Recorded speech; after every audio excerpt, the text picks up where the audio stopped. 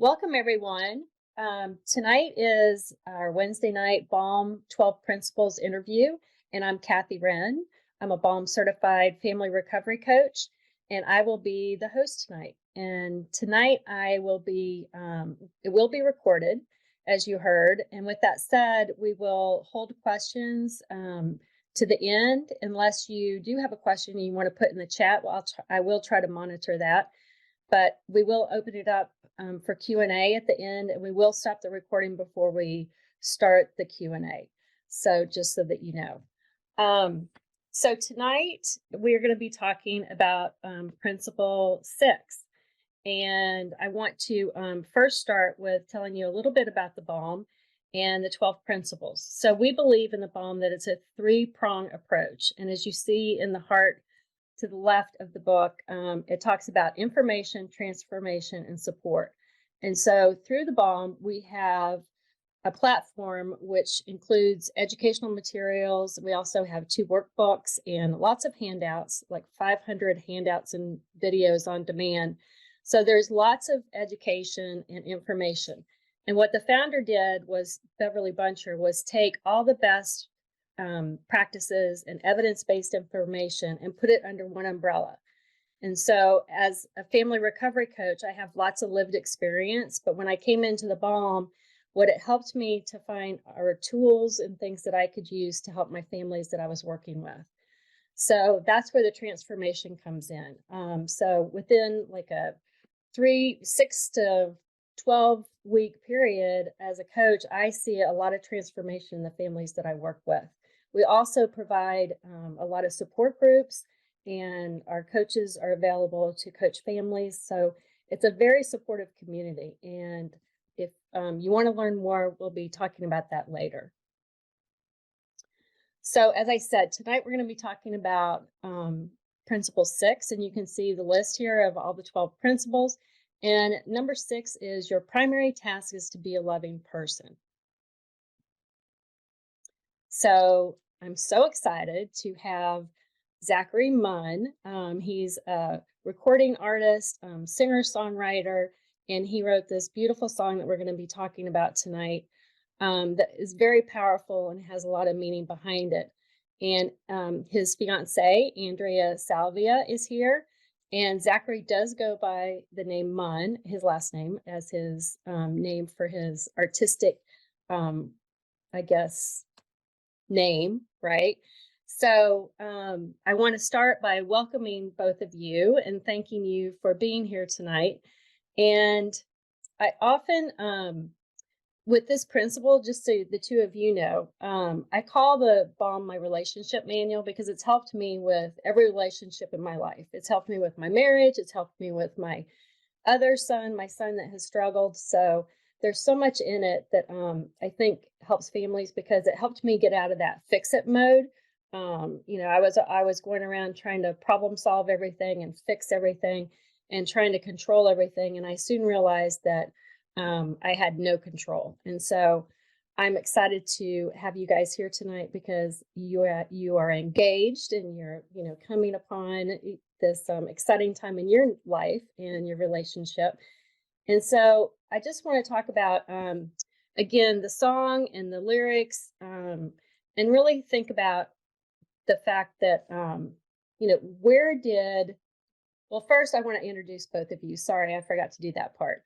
So Zachary is, like I said, a singer-songwriter, and he is 24 years old, and he is a recording artist that currently is based in Nashville, Tennessee. And he began music in 2019 to cope with his heartbreak at the time. And since then has gone on to share his music with tens of millions of people around the world.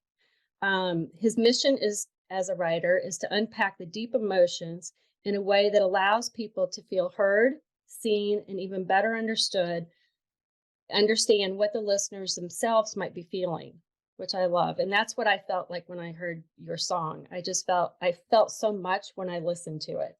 In addition, with anxiety-ridden and substance-centered lifestyle that comes with the artistic world that he lives in, he hopes to be the light to those circles as someone who can point them in the direction of a healthier overall lifestyle.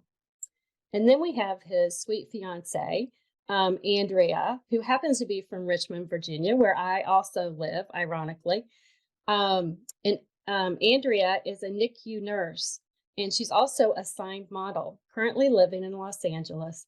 While she enjoys modeling as a hobby, as an expression of love for fashion and her passion, but her real passion is for children's health, which supersedes her foremost calling in life, specifically helping to create sustainable health systems and practices in developing countries such as Haiti and Brazil. So again, I want to thank you both for being here. So Munn, let's start with a question for you. What led you to your what leads you to your inspiration for all this beautiful music that you create? Yeah, well, we're super excited to be here, and we're happy that you wouldn't have us on. It's funny, real quick, as you're reading that, I'm like, oh man, I wrote this when I was 24, but I turned 25 a couple of days ago. So I'm 25 now. Happy birthday! Thank you. Not that that's of any importance, but it just made me chuckle a little bit because I wrote that right before I turned 25. But yeah, what leads me to music in general and just like what I write and sing about, like you read, it started from a place of hurt and just trying to help myself is what it started as, and just expressing my pain into music, which I'd always loved to sing. And I wrote a little bit here and there growing up, and yeah, is it escalated into a full-on career and what I now do as a job. It's been a big blessing, but with that has also come a change in what exactly I'm writing about, because I'm not the same heartbroken kid I was at 19, going through that. And so while I do write a lot of sad music, I try to write about things that maybe pull from my previous experiences, but also draw in from experiences of other people. And like this song that we're going to talk about more is an example of that. And there's numerous other songs where it's other people's emotions and other people's feelings kind of all wrapped up, even with my own, and creates music that might be from multiple perspectives, but comes across as one. And then people find just comfort in hearing this. Maybe they're not alone in that. So whether it's struggles with heartbreak, or struggles with substance abuse, or struggles with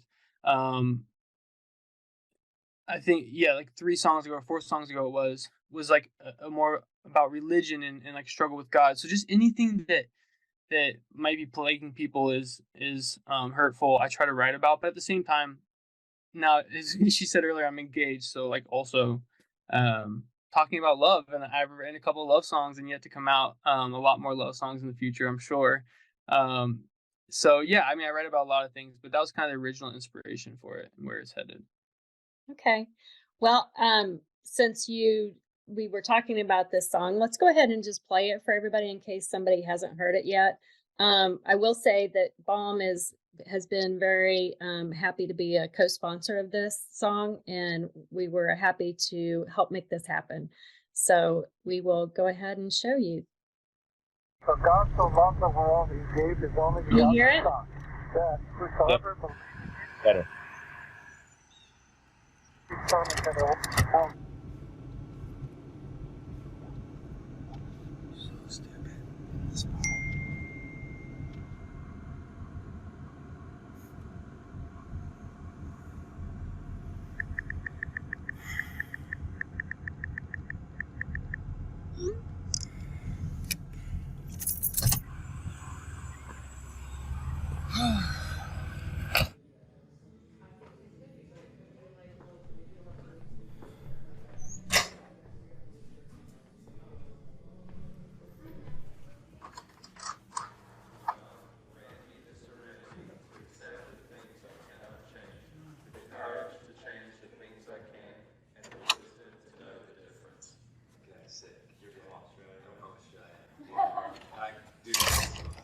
What was your name again? Jess. Jess. Yeah.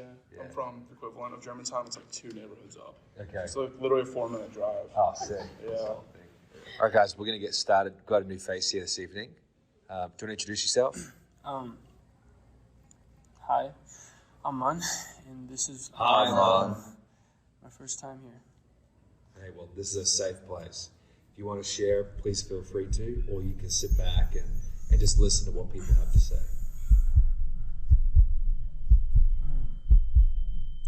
So, I was. It started when we were 16. No one thought anything, it was all for fun. But the fun's become pain with a lot of heartbreak. Too much give and no take. Sleepless nights and fake goodbyes, if I'm being honest. It's not what I thought it would be.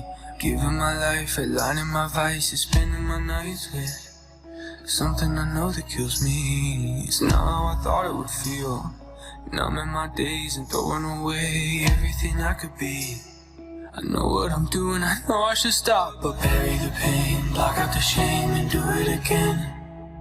I look in the mirror, wipe a few tears, I hate who I am. 'Cause I can't give it up, no I can't get enough. I can't stop myself, someone please come help. Here I am at 23, this isn't who I'm supposed to be. I've lost control, and no one knows. I'm so out of touch with reality. I thought that these things were helping me. My will's been broke, I can't let go, if I'm being honest. It's not what I thought it would be. Giving my life, aligning my vices, spending my nights with something I know that kills me. It's not how I thought it would feel. Numbing my days and throwing away everything I could be. I know what I'm doing, I know I should stop, but bury the pain, block out the shame and do it again. I look in the mirror, wipe a few tears, I hate who I am. 'Cause I can't give it up, no I can't get enough. I can't stop myself, someone please come help. It's like right there.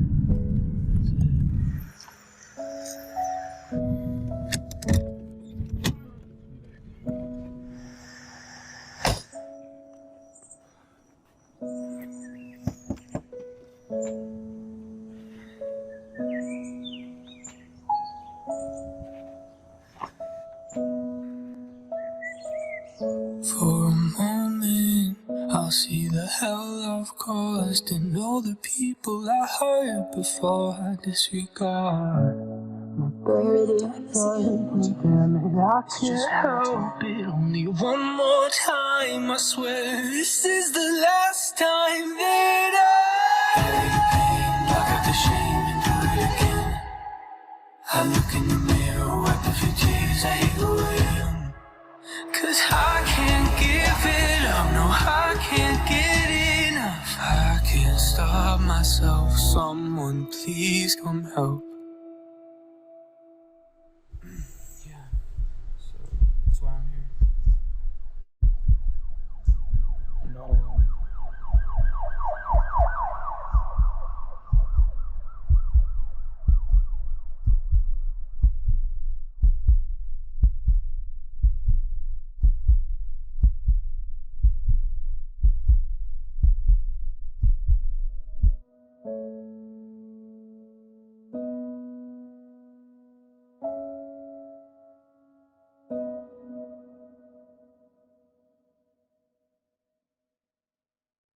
All right, so Munn, you have not, we've talked and you have not gone through the struggles with substance use disorder, and are not in recovery yourself. So why did you come up with the idea of writing this song? So full credit where credit is due. The idea, the initial like conception of the idea was actually from my producer, who neither him or I have gone through that, but he was. I was like home for Christmas, and he was just in the studio, and he came up. The way he describes it is like he felt like it was a download, like God gave him inspiration like that, and it was just boom, and he wrote this idea down that started it all, and he sent it to me. Um, and then at that point, I was dating Andrea at the time, and I had known about um, some of her personal life and what one of her friends had been through, and so just had that on my heart already, and yeah, turned to her for some help with it, and just decided that if I was going to do it, I wanted to do it right and really write it from a um, place of actuality, if that's a good way to say it. Just like how it really might be for someone who's in it, and how it affects not just themselves but the loved ones around them. And those were kind of the main focal points that we were focusing on when writing it. And like I said, I like to write about things more than just heartbreak and those things. So anything that might help someone. So that's really where it started, and just grew from there. Okay. Well, thank you. So I'd like to look at some of the lyrics because I think that, again, what you said in it is just so powerful. So Val, can you make sure that we, on the support team side, that you can see our faces when we're talking? Yeah. Thanks. Yeah. Yeah. Thank you. All right. So here are the lyrics, the first part that it started when we were, if you can read the lyrics when I show them off. Yeah, that'd be great. So it says it started when we were 16 when no one thought anything.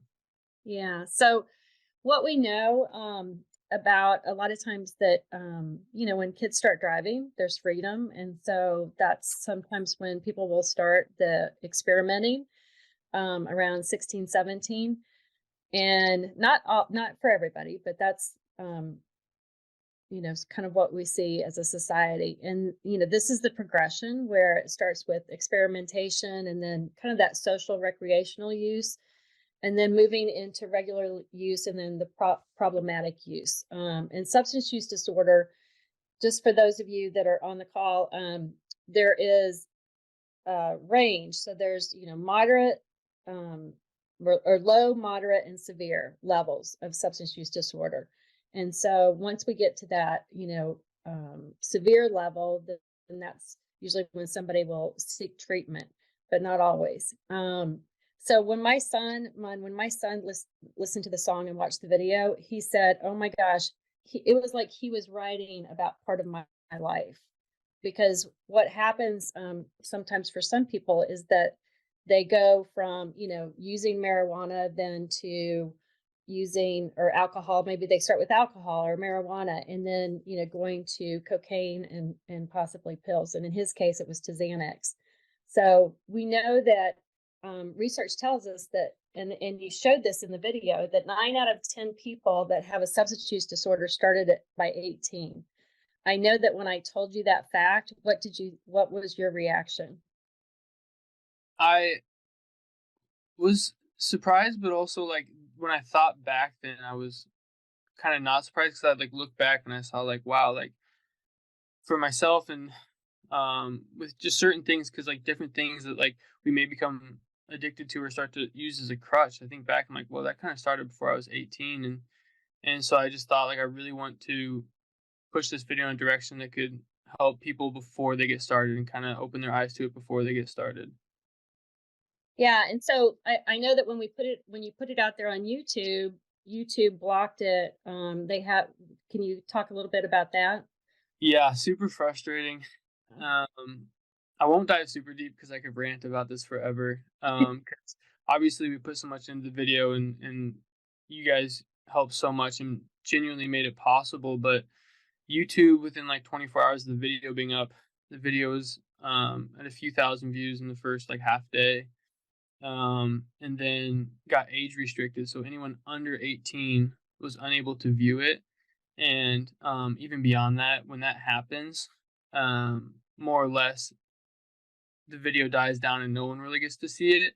So it was just really disappointing because when you shared that with me, we put that in the video, and then right away the video, anyone under 18 is not allowed to see it. But that's where one of the main issues is people who might start before they're 18. And so it was just really crushing because it kind of goes against what we're trying to put out and who we're trying to help, and really who the target audience with that was.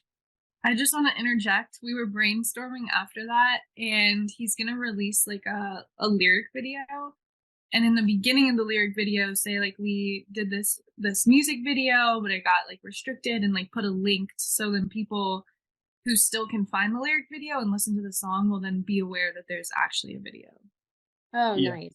So you're we're trying. We're really trying to make an effort for people to see this video because we really, really believe in it and believe in the importance of it. Yeah, and you know the idea, like you said, was for it to be an educational piece, and then to have that, you know, not being respected. But you guys are trying to work through it, and I'm just, you know, I hope it works out. Yeah. All right, so this next lyric, if you can go ahead and read, I just want you to know that this is my son sitting on a mountain, pondering life as he was going through his sobriety time. Oh, that's cool. You're able to use that photo. So the lyrics is, "Here I am at 23. This isn't who I'm supposed to be. I've lost control, all control, and no one knows. I'm so out of touch with reality.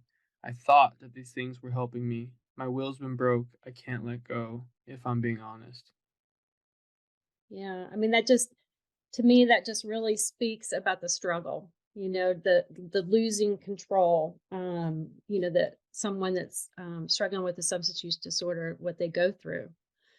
And so this song really helped me, and I don't know if anybody else feels this way, but it helped me to think of like putting myself in my son's shoes as I was listening to the lyrics, and the more that I study it, and just really feeling what it must be like for him, you know, and instead of me, I think it takes us out of that judgment place, and it puts us in a place of empathy. Yeah. I mean, when we were writing this part, um, and I definitely was talking to Andrea about getting this verse down and really like nailing it.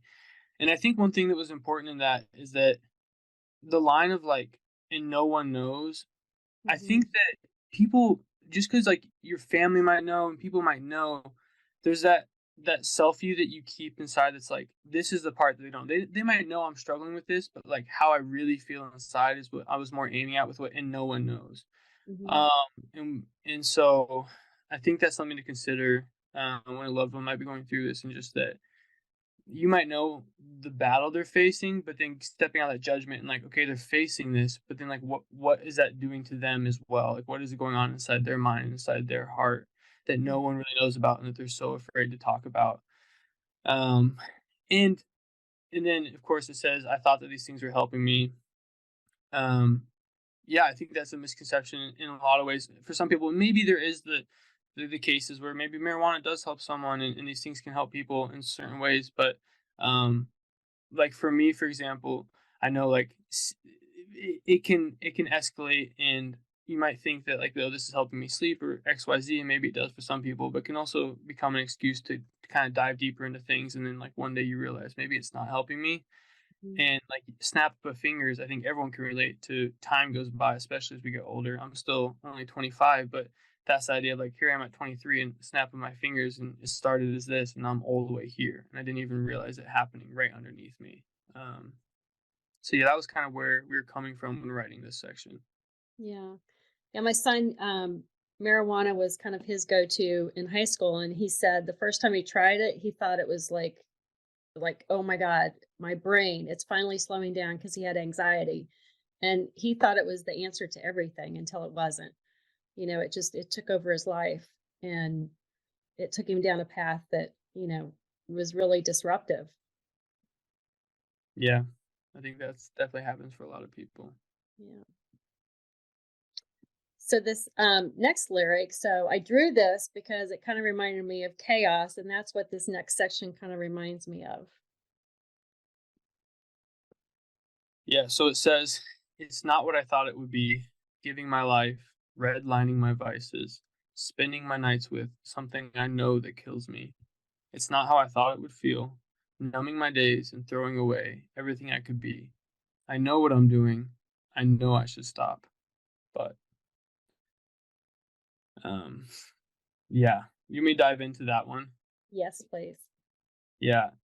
So again, this is something that um the producer of the song who started the idea actually wrote. And I don't think we changed much of it. I think we pretty much left most of it. And so we've talked about the song a lot, like from me to you and from me to Andrea and me to him as well, to really get where his head was at with it. And so he had a friend from high school who he's just seen over the years, just to escalate, and him looking back and realize, like, seeing that his friend, it just started as something that's more or less innocent by nature of it, and in the mind it was an innocent thing. And so just the idea of it's not what I thought it would be, and now it's crept in and kind of taken control of my life, and now I'm pushing it to the max. I'm redlining my vices. I understand this is a vice, and I'm pushing it to the limits, and it kind of rolls over to the next thing, from marijuana to cocaine to pills, whatever it might be, and it becomes just this every night thing, like it says, spending my nights with something I know that kills me. Like, there's definitely a phase where it's a realization, like, I understand, but also, like, you just keep going into it, for some people at least.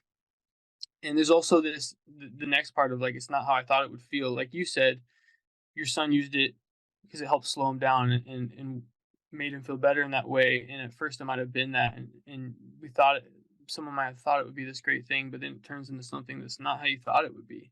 And it's kind of just turned into a habitual thing that you're doing every single night, every single day, maybe, and just kind of pushing aside all your goals and aspirations and things in pursuit of the next high or the next thing that just gets you by.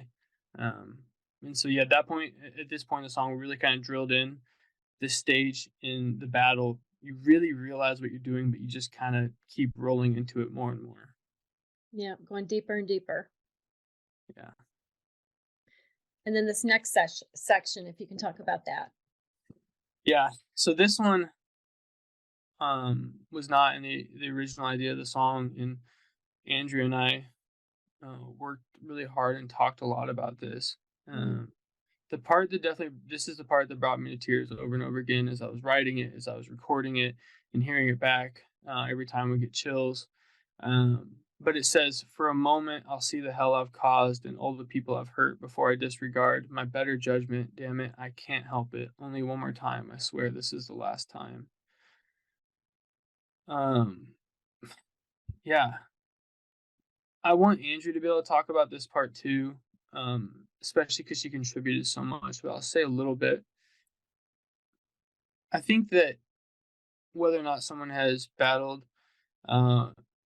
any sort of substance or got caught up in it, that they can relate to the idea of having that clarity moment, whatever it might be, and where you kind of take a step outside and you kind of see it for a little bit of, like, well, maybe I had it wrong, or maybe I'm not quite where I should be with this, etc., whatever it might be. And so in this instance, it's with whatever addiction it is, drugs, alcohol, whatever it might be. And so you kind of step outside of that and you kind of begin to see the damage you might have caused to yourself, to your loved ones, to your life, to your goals and your aspirations.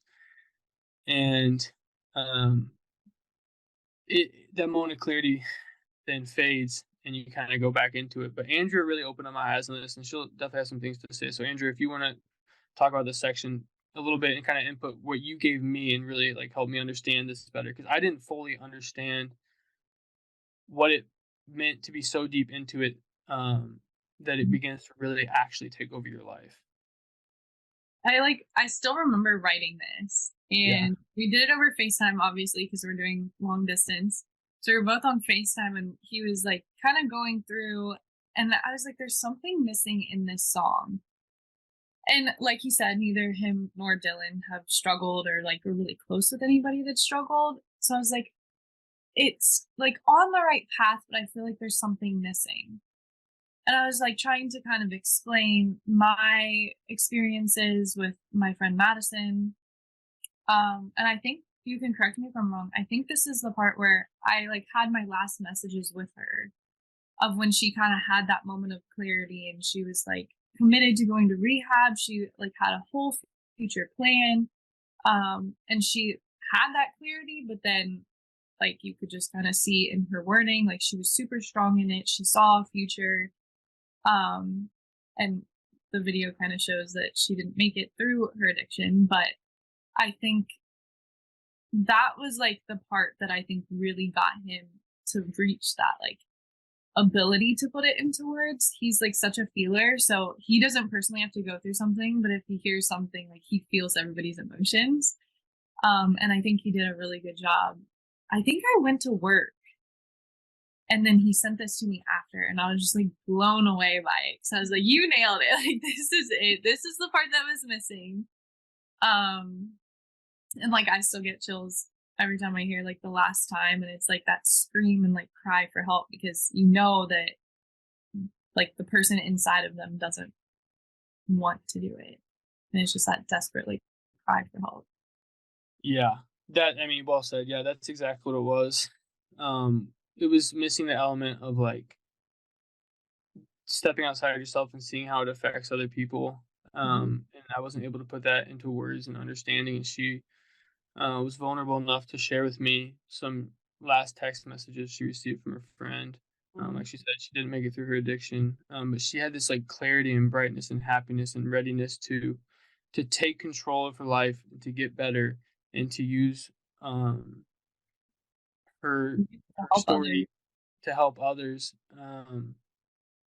And so to see it go from there to the worst possible outcome really opened up my eyes and made me realize, I mean, even in what I wrote, in retrospect, I wish I could have found a slightly better way to write it, of the line, before I disregard my better judgment. And Andrea explained to me, like, there's a point to where it almost becomes you lose that judgment, and there's no judgment to disregard. And luckily the next line says, I can't help it, which kind of like is more of the idea of just like, you, at that point, when it gets so deep into it, it just takes over your body, your mind, your soul, and emotions. And so, she really opened up my eyes to it, and being vulnerable and sharing with me exactly what she and her friend went through. And so that's where that part of the song came from.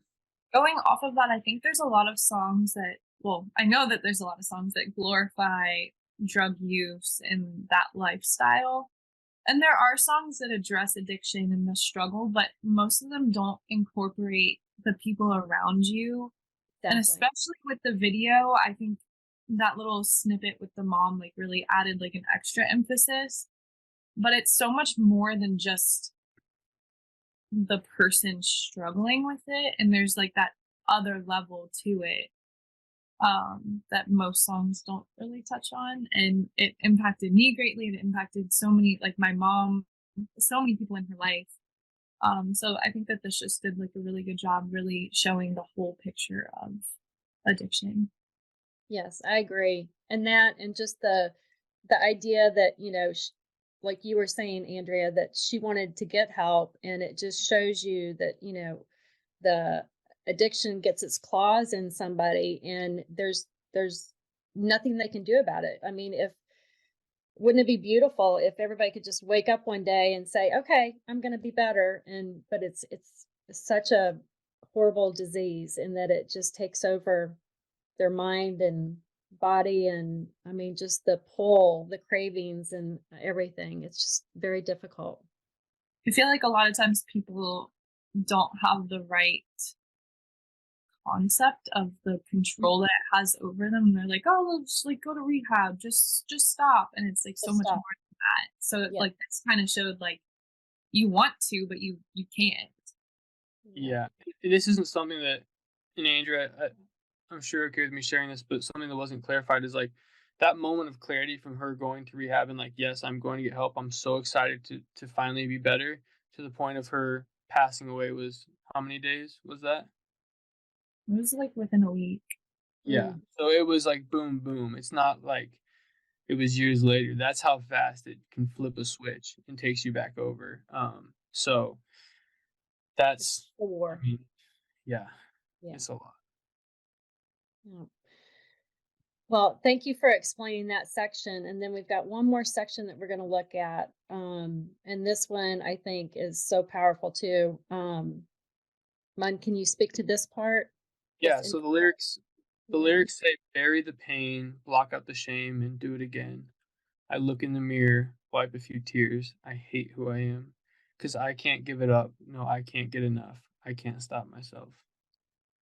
And then it follows up with, someone, please come help.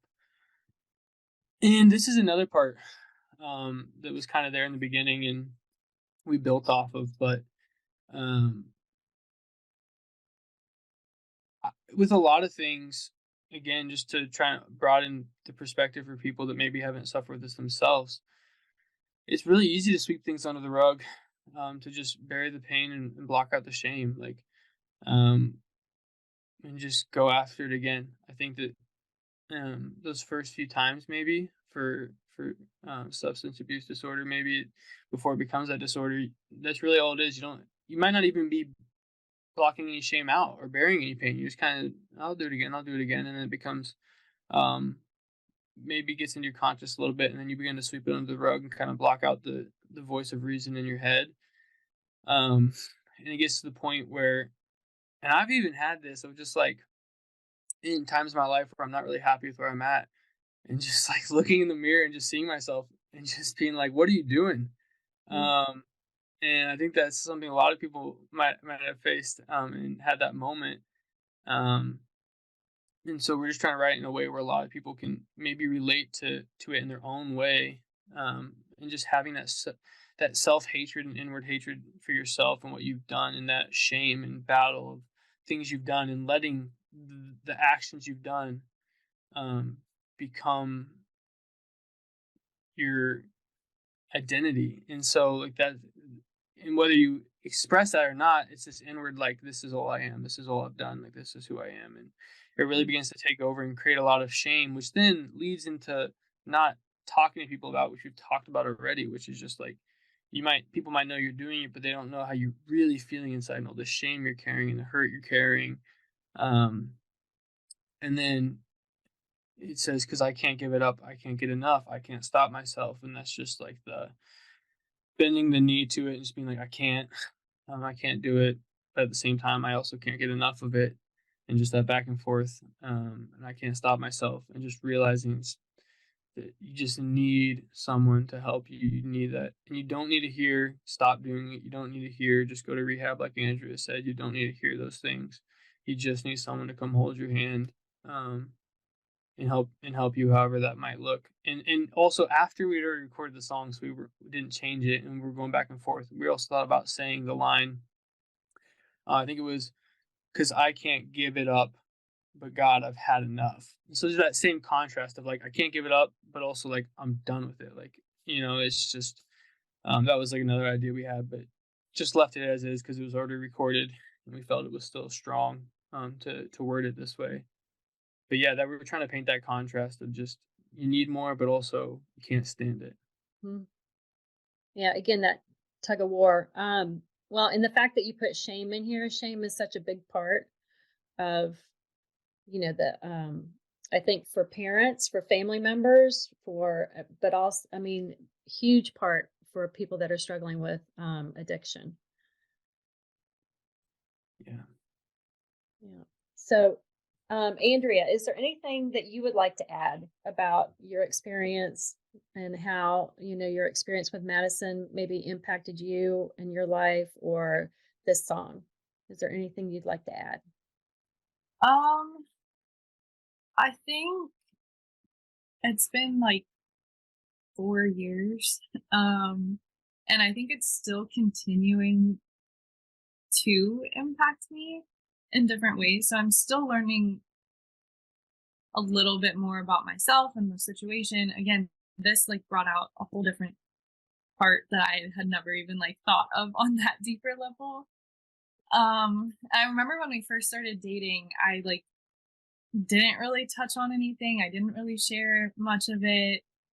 And I guess like my way of coping was just like not thinking about it. But through this whole process, I think it really helped me understand on a deeper level, but also like understand the different ways that it's impacted me. And I guess like we got my mom's input on some of this stuff too.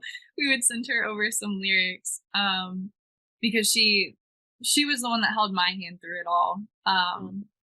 So I think that it showed me the perspective of someone who is struggling more on a deeper level, because when I first heard that she had passed, there's always that part that's like, oh, I should have done more. Like, I didn't do enough.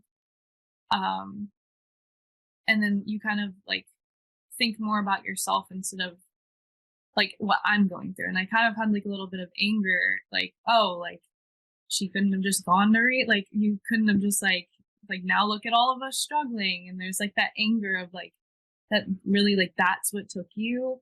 But then once you start thinking about like their side of things and what they were going through, reading through old text messages and like seeing that, because you kind of see them change. So then in my head I saw like I had more of like her old version of herself that wasn't truly her.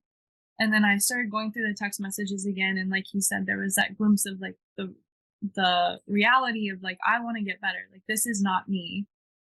And then it just kind of like it was kind of just like this realization of like that wasn't her, like she didn't lose that battle, it like wasn't her in that battle.